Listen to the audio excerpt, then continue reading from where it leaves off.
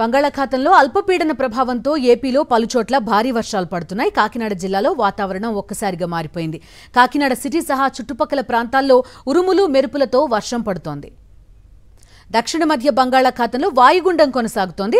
రానున్న 12 గంటల్లో ఈ వాయుగుండం బలపడి తుఫానుగా మారే ఛాన్స్ ఉందని వాతావరణ శాఖ తెలిపింది. అలాగే రానున్న 24 గంటల్లో ఇది తీవ్ర తుఫానుగా మారే ఛాన్స్ కూడా ఉన్నట్టు అధికారులు చెబుతున్నారు. బంగ్లాదేశ్ పశ్చిమ బెంగాల్ని ఆనుకుని ఉన్న కెపురా వద్ద తీరం దాటే అవకాశం ఉందని అంచనా వేస్తున్నారు. అయితే తీరం దాటే సమయంలో 90 నుంచి 110 కిలోమీటర్ల వేగంతో తీరం వెంబడి గాలులు వీస్తాయని చెబుతున్నారు. సో రానున్న 24 గంటల్లో తీవ్ర తుఫానుగా మారే అవకాశం ఉండడంతో వాతావరణం ఏ విధంగా ఉంటుంది ఆంధ్రప్రదేశ్లో పూర్తి డీటెయిల్స్ అందిస్తారు మా కరెస్పాండెంట్ అనిల్. మనతో పాటు జాయిన్ అవుతున్నారు. అనిల్, చెప్పండి.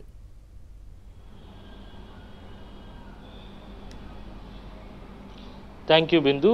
24 గంటల్లోనే తీవ్ర తుఫానుగా మారబోతోంది. ప్రస్తుతం వాయుగుండం పశ్చిమ మధ్య బంగాళాఖాతం నుంచి ఈశాన్యం దిశ వైపు కదులుతున్నటువంటి పరిస్థితి. దీని ప్రభావం అంతా కూడా ఒరిస్సా, పశ్చిమ బెంగాల్ అలాగే బంగ్లాదేశ్పై ఉంటుందని వాతావరణ శాఖ ఇప్పటికే అంచనా వేసింది. అయితే వాయుగుండం ప్రభావంతో ఇప్పటికే కాకినాడతో పాటు ఉత్తరాంధ్రలో ఉన్నటువంటి చాలా ప్రాంతాల్లో పూర్తిగా వాతావరణం అంతా కూడా చల్లబడింది. అల్లూరి సీతారామరాజు జిల్లా, పార్వతీపురం, మన్యం జిల్లాల్లో ఉదయం నుంచి కూడా కుండపోత వాన కురుస్తుంది. కాకినాడ పరిసర ప్రాంతాల్లో ఉన్నటువంటి అన్ని ఏరియాల్లో కూడా పెద్ద ఎత్తున వర్షపాతం నమోదవుతున్నటువంటి పరిస్థితి. ఇప్పటివరకు చూస్తే భిన్నమైనటువంటి వాతావరణం కనిపించింది. రాయలసీమలో పెద్ద ఎత్తున ఉష్ణోగ్రతలు నమోదవుతున్నాయి. అలాగే కోస్తా తీరం వెంబడి గాలిలో తేమ శాతం పెరిగి పూర్తిగా ఉక్కపోత వాతావరణం ఉన్నటువంటి నేపథ్యంలోనే ఒక్కసారిగా మధ్యాహ్నం నుంచి వాతావరణం చల్లబడి వర్షం పడుతున్నటువంటి పరిస్థితి.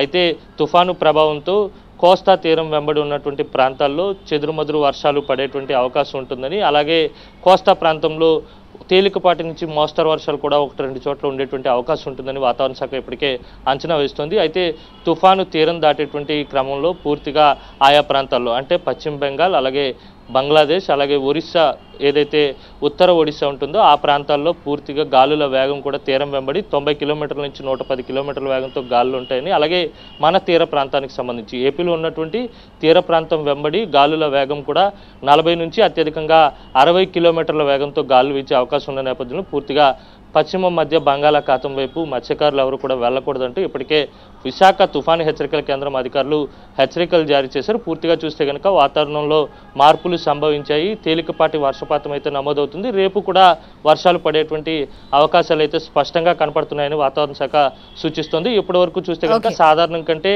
అత్యధిక ఉష్ణోగ్రతలు నమోదయ్యి రాయలసీమకు వస్తే కనుక ప్రతిరోజు 40 డిగ్రీలకు మించి ఉష్ణోగ్రతలు నమోదవుతున్నటువంటి నేపథ్యంలోనే తాజాగా తుఫాను ప్రభావంతో పూర్తిగా వాతావరణంలో మార్పులు సంభవించి తేలికపాటి వర్షపాతం నమోదవుతుంది. బిందు. Okay Anil, thank you. Over to studio.